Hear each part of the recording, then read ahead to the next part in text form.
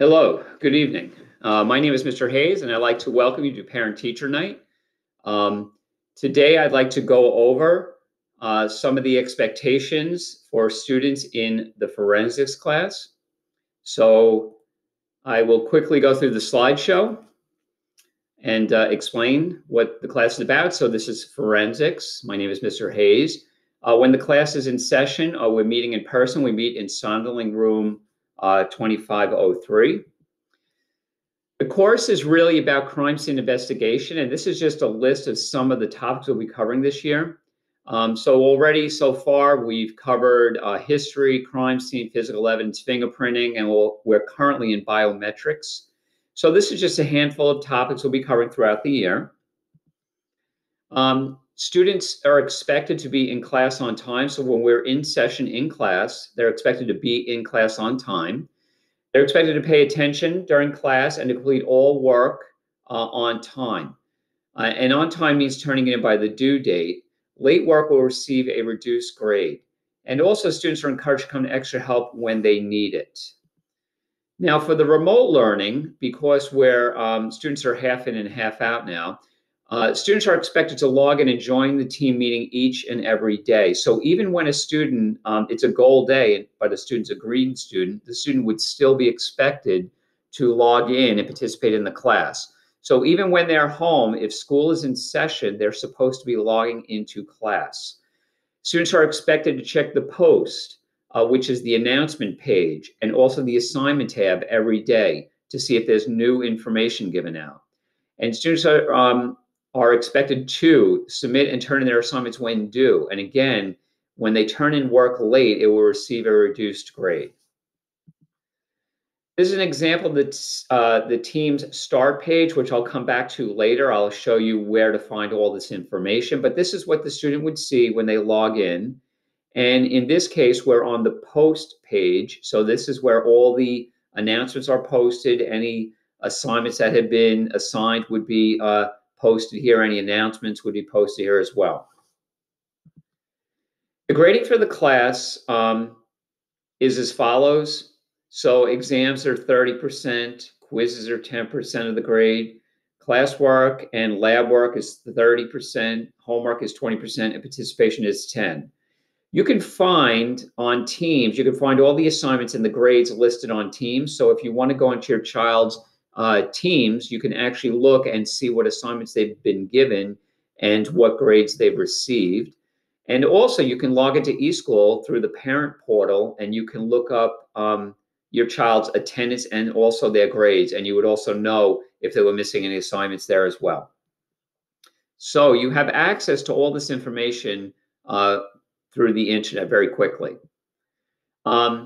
Homework and labs are given 2 to 3 times a week, and they're usually due the next day. And most of the work that we're given out this year is in the students' class manual. So students in forensic have been given a lab manual. Even the remote students, fully remote, were able to come and pick one up. And most of the work is assigned out of the lab manual. So that's where the student has a hard copy.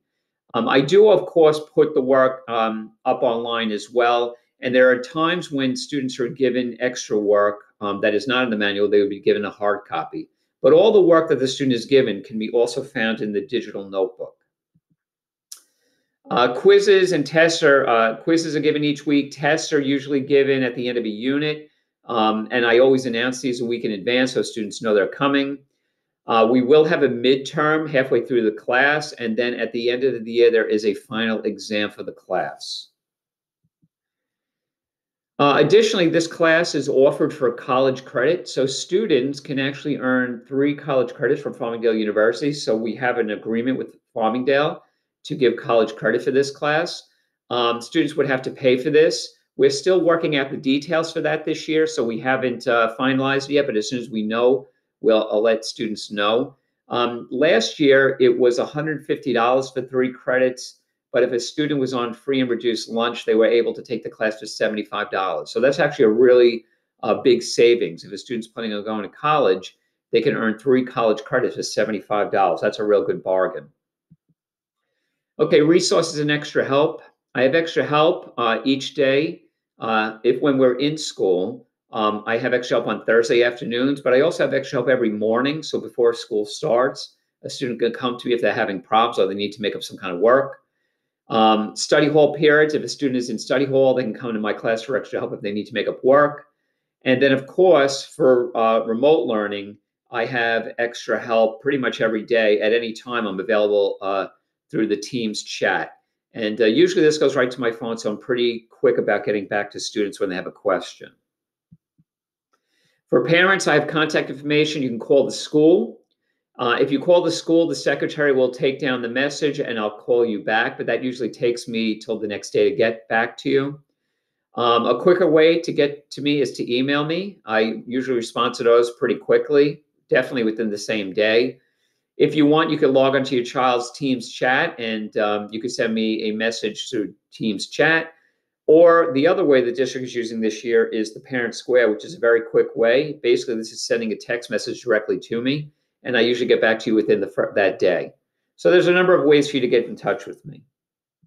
Now, let me show you just a quick example of, I'll show you the Parent Square and what that looks like. So Parent Square is right here.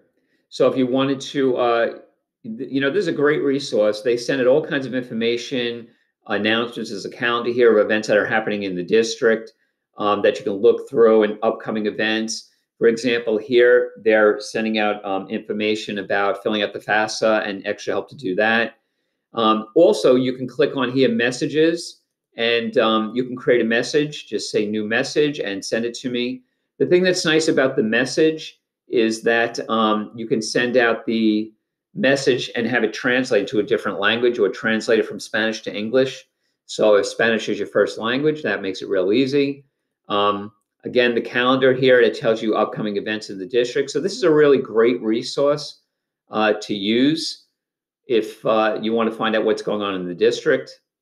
And then finally, let me just show you the Teams app and what your child would see. So in the Teams app, again, when a student opens it up, this would be the main page where the posts are. And the posts are simply announcements that I make.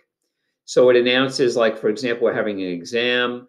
Any kind of assignments that is assigned to the student would show up here. So students should be checking the post every day. In the Files tab is where I put the class notes. So if the student, even if they're absent for the day, they can quickly go here and they can click on the notes and open any of the notes up for that unit. The class notebook is where I put all the handouts for the student. So every student has a digital copy of all the work that's being done. So if we look through the notebook, there's tabs, we have class notes, we have handouts and homeworks. The student can click through here and all of their assignments are listed here in the notebook. So that's a really great feature. The assignments tab, students should be checking this every day. For example, this assignment here was due today at 11:59 p.m. So students would have to turn this in.